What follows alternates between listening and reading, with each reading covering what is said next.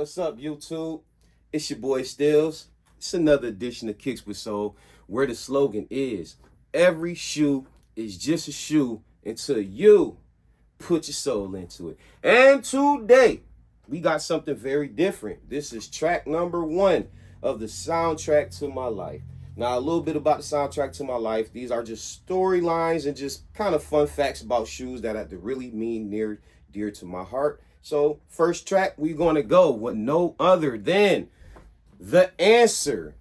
The Answer 1. Now, the reason why this shoe is very important to me is because, of course, I love Iverson. Now, let's break it down. We talking about 97 when this shoe release dropped. So Iverson was his rookie second year. They known him as the question. You know, that was always his thing was the question. Now, the question is my favorite Iverson. But the soundtrack means storyline, you know. So, but this shoe, 2 reasons. Number 1, I'm a big Iverson fan. Iverson was my favorite player, honestly. I never really cared about, of course, I wanted to be like Mike. I didn't really care about like loving Michael Jordan, like the older guys. I liked Penny a lot because the blue just sparked out to me and he moved a lot. But I liked Shaq more. But I did like Penny. So Iverson to me was more relatable because he was small, he was tough, and he looked it like the guys that I seen at the parks or on the rec center or on the teams. Like he just walked with a certain swag. I don't think I seen Iverson ever in a shirt and tie.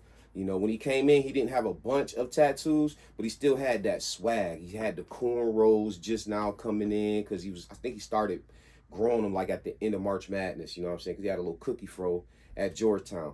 But another reason why this shoe is very important to me, because if you know anything about me, I love my OGs, and I only started collecting shoes from 2024. Yeah, 2024. 2023, I had to reach back. I kind of remember some shoes. Like, I think this came out in 2023 because it was a random, you know how you get those emails, like Reebok, I don't know where I signed up for this email, but Reebok sent me the joint, and I was like, Reebok? And I just clicked on it. I was not into collecting shoes, y'all. Big reason because they did raffles. I got a kid. You know, my passion was like other things, like coach football, collect hats. I'm a collector in general. But I just didn't care about sneakers because when I went to the stores and they did the raffles, I didn't know about that. I was like, God dang, I'm good then, bro. I'm straight. Bro, political. But with this shoe, it was just sitting. So I was like, what? They don't know about the AIs. What? They tripping. Just so happened, I had it. So I pulled the trigger on it. And when I got this shoe, it brought back so many memories. It made me feel like a kid again. The same colorway as the one I had in school. I was in 4th or 5th grade because I do remember I was at Abbott Elementary School. I remember Abbott because me and Demetrius was friends. This year, I think Demetrius, because the 2 shoes I had the Atlantic Penny 2s, right? No, I had the black and blue Penny 2s, and he had the black and blue Emmett joints, the ES22s. And then when I came back with these, he came back with, I want to say, the Grant Hills. And then I ended up getting the Grant Hills too. Like, me and him was cool, bro. Like, me and him was cool. I always remember Demetrius. But yeah, so when I got this shoe in hand, I just brought it back. Like I just say Demetrius. Me and Demetrius used to look at our shoes. And Demetrius was cool because he was one of those guys that had a younger mother. So Demetrius would come in with all the Sean John, the Nietzsche. You'd be like, yo, this little dude right here, he got it. Now me, my little entrance to the being swagged out was my brother. My brother used to sell them things, right? So my brother and me would just go to like the store. Well, ain't no my brother and me. I would just be getting babysitted by my brother. And I already knew the drill when I walked in the store. Like, he'd go that way, go straight to the kids. I always made sure I bought. Only thing different, in 97, I did buy, remember the 90s, like in the 90s, right? Where they used to have like the sports themes and socks and shirts.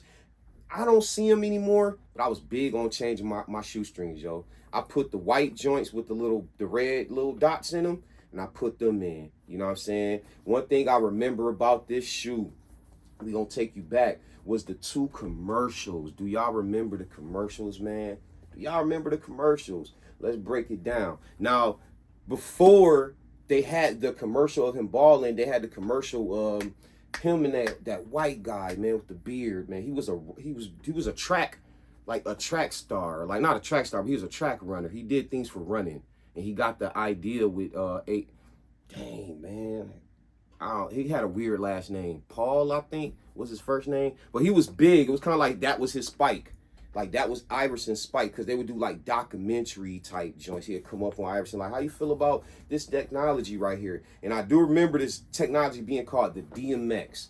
Now, of course, it ain't like it was back in the day. The OGs, these pods would have like different initial air, and based on, like, you see these, like they basically had like highways to go to all different pods, and based on how you push and go off of each foot, right? It'll transition some more air to the other side. Crazy.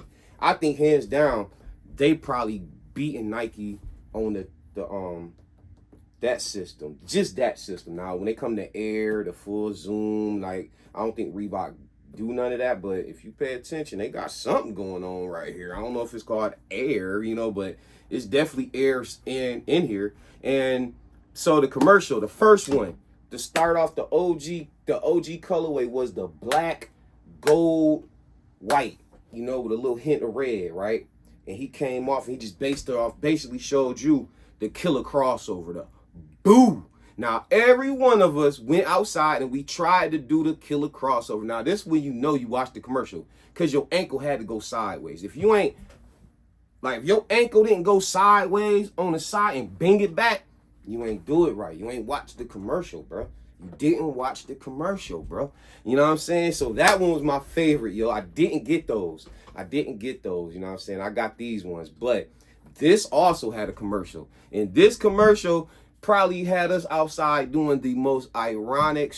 It was two moves Iverson did for the culture, right? This is how y'all know I'm cultured. This because y'all gonna laugh. It's two moves that Iverson did that had us looking stupid because we couldn't do them like him. Now, the first one I'm going to throw out was the All-Star game. Remember when he was boom, and he did like some little, like he kind of like threw it up, like he did like threw it to himself and then, freaked him. For some reason, when I was a kid, I thought he just did like, he threw it up and, we used to do that all day. I used to get my joint sent by the, you know what I mean? Because I'm trying to be cool. And then the other one was this commercial where he kind of said he set off like a regular crossover. He goes to spin, and based off of the way you spin, he throw the ball. And I still don't know how he did that, because he did it so smooth on the commercial. Whoop. So you know what we used to do? I'm going to go outside and I'm going to try it. And we used to just kind of put the ball right there and spin. The Iverson. Boy, soundtrack to my life, man. Oh my goodness, I can picture them days playing outside. And another fun fact, my brother used to be so mad at me, yo, because I used to go directly from the store straight to the park.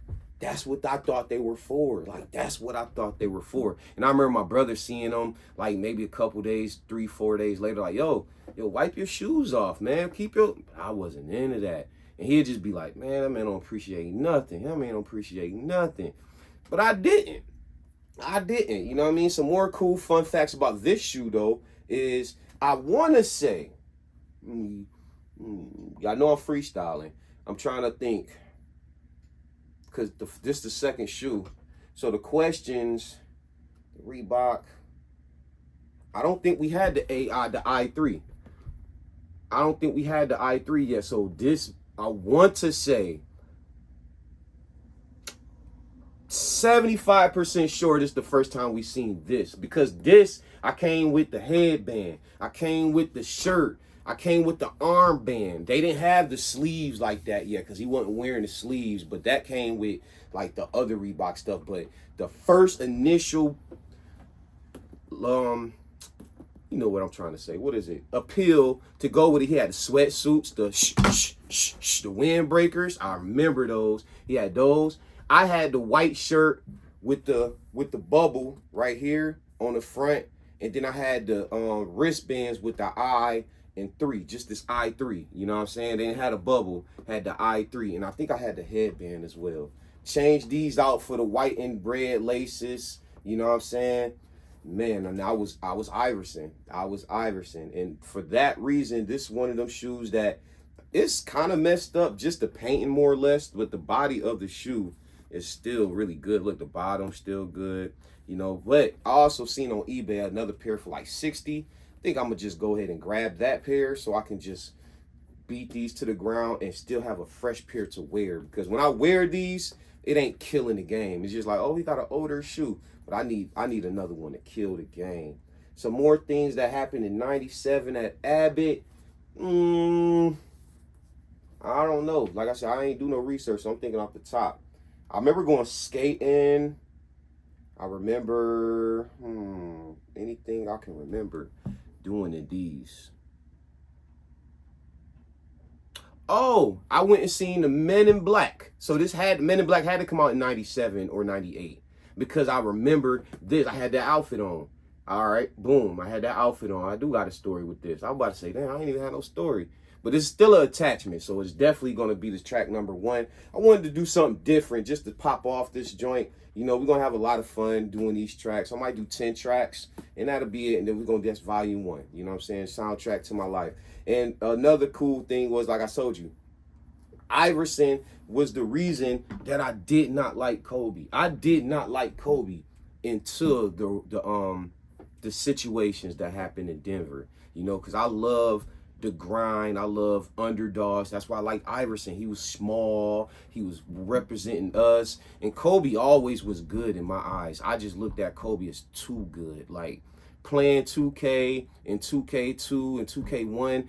Of course, Iverson was the head guy all the way up until like 2004. So that should let you know how much of a cult classic following AI had.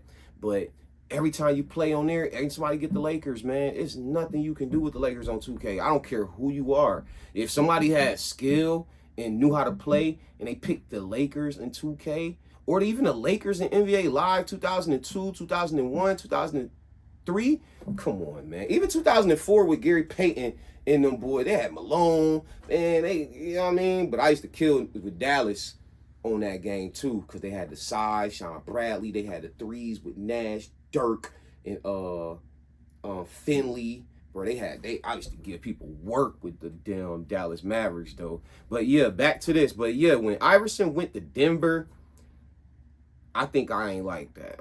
Even though he was still Iverson, I might have paid attention to him a little bit, but I just kind of lost the fact that, you know, I was starting to be older, starting to play sports, starting to understand what team is, and I didn't understand why he would say what his always defense was. What 4-time scoring champion coming off the bench? What 8-time All-Star coming off the bench? What? And I used to be like, yo, Bob McAdoo, my dude. Only reason I know Bob is because I'm from Buffalo, and Bob is like one of our icons, you know what I'm saying? He came up there scoring titles. So that's the Bob McAdoo I know. So when I seen Bob McAdoo on the Bulls or with the Lakers, I'm like, what? Bob McAdoo? They ain't using Bob McAdoo? You know what I'm saying? This is just looking back like at Showtime and stuff like that. Because in the era, I didn't even really know Bob McAdoo then. It's just growing up in Buffalo, you're going to know who Bob McAdoo is. You're going to do your research. You're going to always learn about him. So I always knew, like, there is people who sacrifice. You know what I'm saying? You got to sacrifice. I wanted to play running back my whole life. But to sacrifice, they always said I hit harder. I'm a better linebacker safety. So I'm like, whatever, you know what I'm saying? But yeah, that's my little story about these shoes right here. We're gonna think about the next shoe we're gonna do. Like I say, very much top. Let's say what top? Off the top, put the pressure on yourself. What is this shoe to you? You got 20 slots. Oh, it's on record too, Stills. The Reebok Answer 1 is in my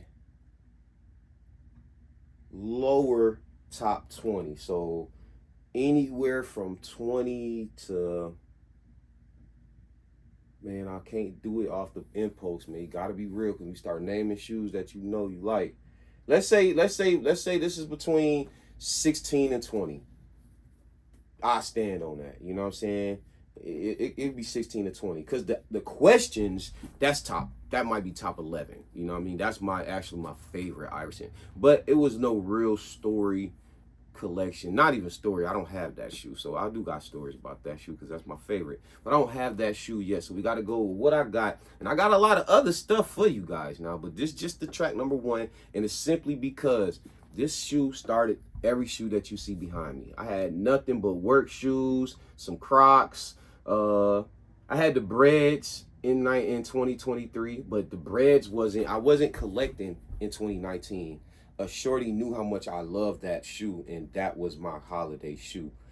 Didn't do the raffles, didn't do none of that, so I beat that shoe to the ground, man. I'm talking about, I wish I knew then what I know now.